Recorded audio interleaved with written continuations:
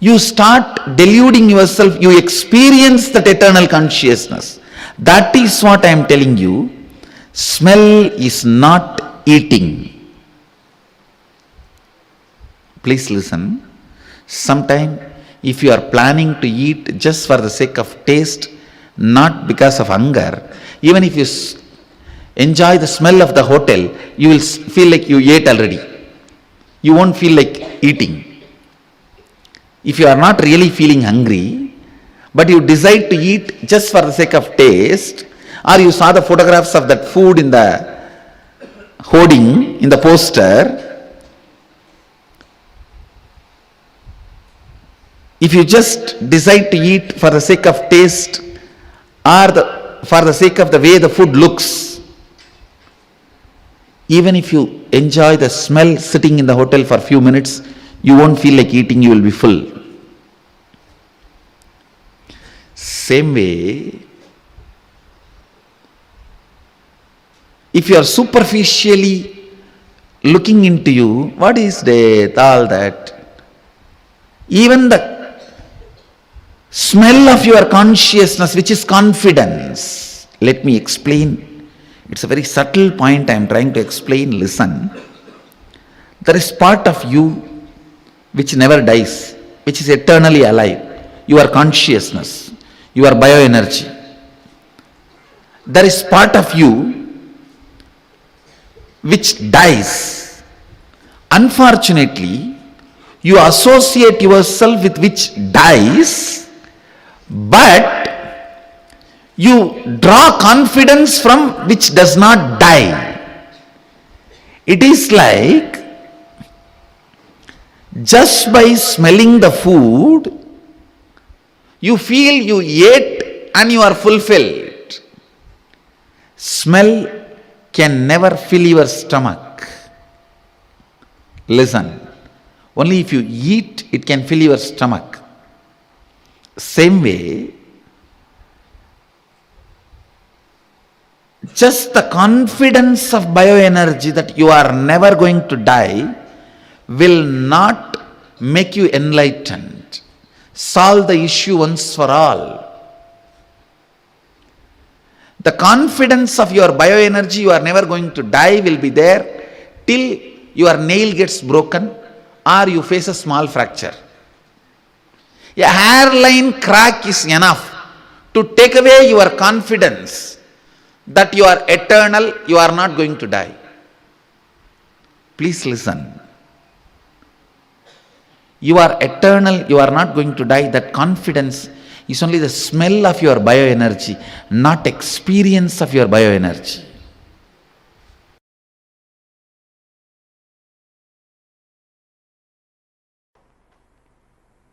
The rebirth has happened. I had many extraordinary spiritual experiences, but realization of my incarnationhood, who I am, the original state, that realization completely disconnected me from the world. Around 9 months, I was completely away from this body and mind, even though this body and mind was taken care by Kalabhairava. Kalabhairava was handling it. It was at least doing the activities to keep itself alive, like breathing, eating rarely once in a while. Body was doing those basic actions, but there was no sleep or 1, 2, 3. Body was doing minimal activities to keep itself alive, but I was completely out. So after 9 months, see, the last moment I remember was 2000 January 1st till evening. After that, I can recollect is only the 2000 Diwali. almost 9 months after,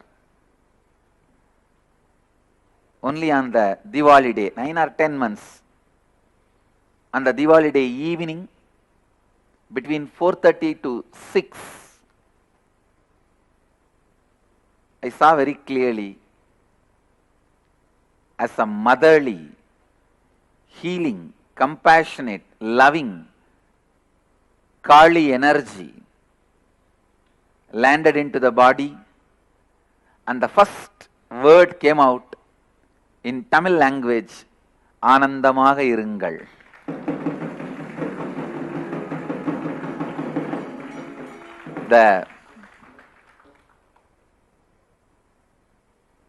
After almost 9 to 10 months gap, that was the first word, just like a cracker, explosion, it came out. After that, a few words have started getting formed, then few sounds, then the coherent expression of words started happening. I think by next April, means 2001 April, the free coherent speech has started. So, Diwali is the auspicious day Mother Kali gave rebirth to this body, and this is the day the world was blessed with that beautiful blessing, be blissful.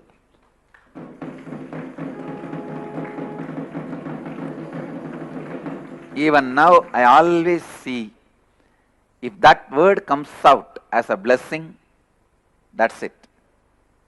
Whatever the person is asking, such a strong space is created as a blessing for that person, and I can say it's a real tathastu. It happened.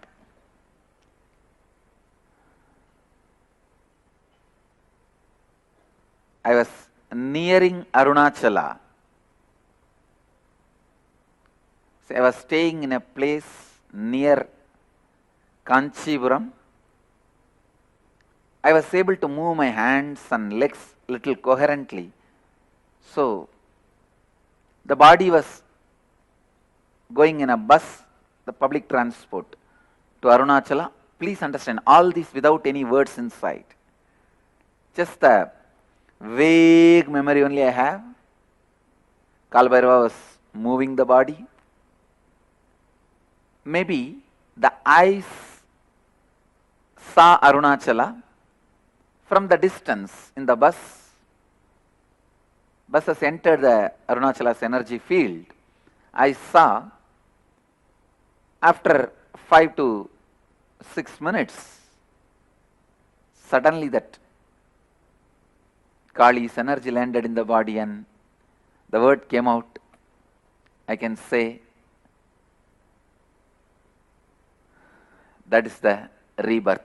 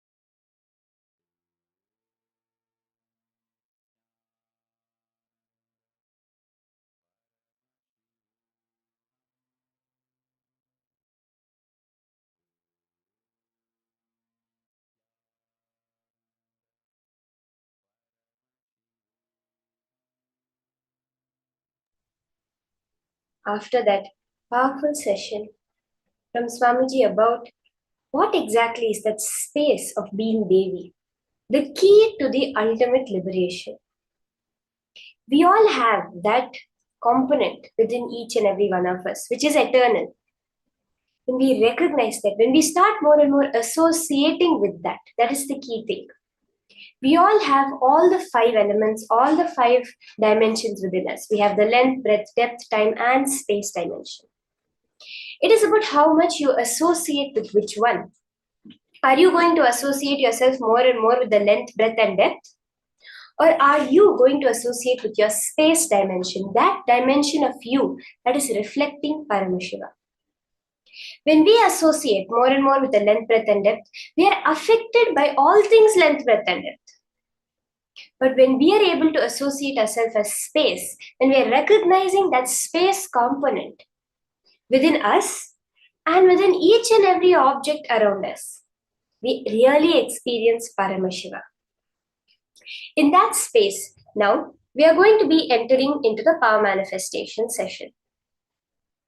Today's power manifestation is going to be a very powerful working with the alchemy products.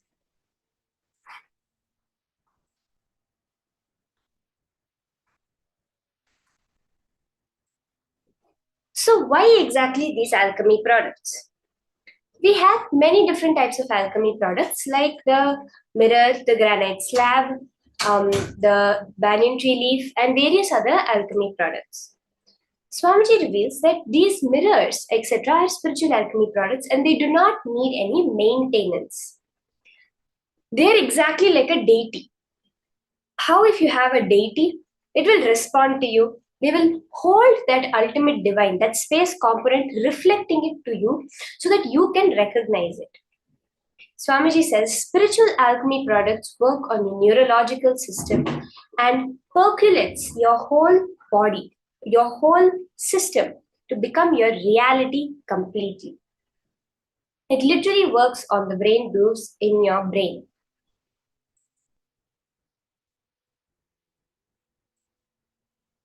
Mirror is the first level that we have. And then we move on to the granite slab where we can ultimately see even the Akashic records. And it's such a powerful power, really, because like in the Gurukul, we used to get the granite slabs. For us, literally, the granite slab was how we have the modern day computers, calculators. For us, literally, the granite slab was like that. So if we write our exam, we would take the granite slab to the exam and we would just see all the answers in the Krishtashila and the granite slab and we would write it down exactly like that. So originally we had gotten huge slabs that were quite thin. And they all, just through the power of the power manifestation, it would break. Swamiji says that actually when you do the power manifestation consistently, your entire slab will just disintegrate into powder. So after that, Swamiji had said, and they started getting that thick granite slabs. Granite, as you know, it's one of the hardest stones available. And that granite itself, through the power, can just disintegrate the more and more when you are using it.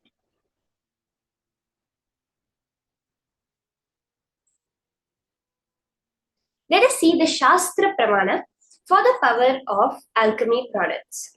This is from the Vijnana Bhairava Tantra, Sutra 34, Dharana 11. Kapalantarmanonyasya tishthanmilitalochanaha kramena manaso dardhyat lakshaye lakshamuttamam.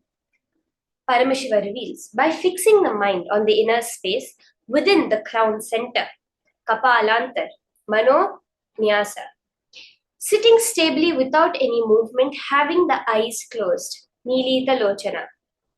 In succession, Kramena, by that stability of the mind and inner space, the Dridhatva, that Dardhyat, Manaso Dardhyat, as Paramashiva reveals, through the power of the third eye, one directly sees the ultimate goal, Lakshyam, the ultimate goal, the Uttama Lakshyam, having the vision beyond the sight that reveals any object or place, attaining the space of pure oneness with the source Paramashiva. As Paramashiva is so powerfully revealing, when that stability of the mind and inner space happens, that's the key point. That when there is nothing that can shake your firm resolve that yes, I am eternal, because you are associating yourself. You are viewing yourself only from the cognition of space. Swamiji says when a small nail break can just shake that belief you have, when that cannot be shaken by anything happening, by not a single thought disturbing you, that is when the power manifestation happens. As an Apta Pramana for this power, we beautifully see from the life of Meenakshi during the time where Meenakshi was ruling the entire Madurai Samrajyam. It was a highly advanced Vedic civilization that manifested and lived the science of power manifestation. So we have many questions coming up many times from the anti-Hindus, anti-Guru Hindus, and even Hindus who do not know that if our ancient Hindus knew everything, why did they not make trains? Why did they not make cell phones? If they had the so-called Sarvajñatva power, why did they not make all these things? That time was the time of where power manifestation was a lifestyle. In Meenakshi's time, there were no TVs the way we understand it today. There was just a granite slab on the wall. Whenever Meenakshi had some presidential address for the kingdom, she would go in front of the granite slab in the temple, which was at the time her court, and instantaneously through the Shaktipada, through the power manifestation, would appear in the granite slab of every person in Madurai, which they had in their house. And this is how she used to communicate without any sort of external circuit or electricity, just through the power of the third eye. In Swamiji's own life, we see how when one time when Swamiji was sitting with his guru, Ram Surat Kumar, and an ardent devotee had come for asking for enlightenment. And in the process of that, in a mirror, with the help of Mauna Swami Narayana Swami, one of Swamiji's gurus, who was famous in Tiruvannamalai for manifesting this power, showed him a certain incident, a certain scene happening in his house where his wife was having an affair with someone. And this agitated the man, but with the intense feeling connection he had, he settled down. Later, when he went home, he saw really nothing had happened because the only attachment he had was with his wife. But so clearly, he was able to show a scene in the alchemy product. So now, we are all also going to be manifesting this exact power of seeing through the alchemy products.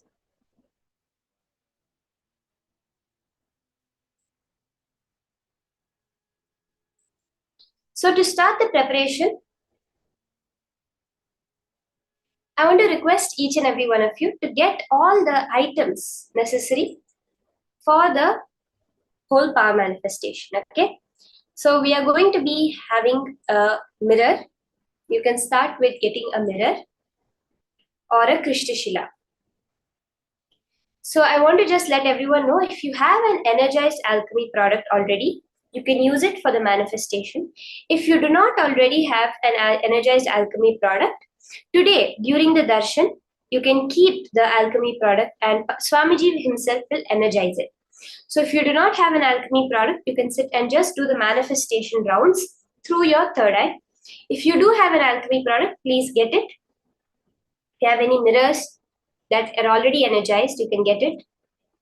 Keep it with you, wipe it clean, put the Jnana Anjana or any Aushadas on it, whether it's the turmeric, the sandalwood paste, the Vibhuti, the Basma, the Kumkum, which has been energized by Swamiji himself. You can apply it like a thick layer, like almost like a screen on top of it. Now the most important part.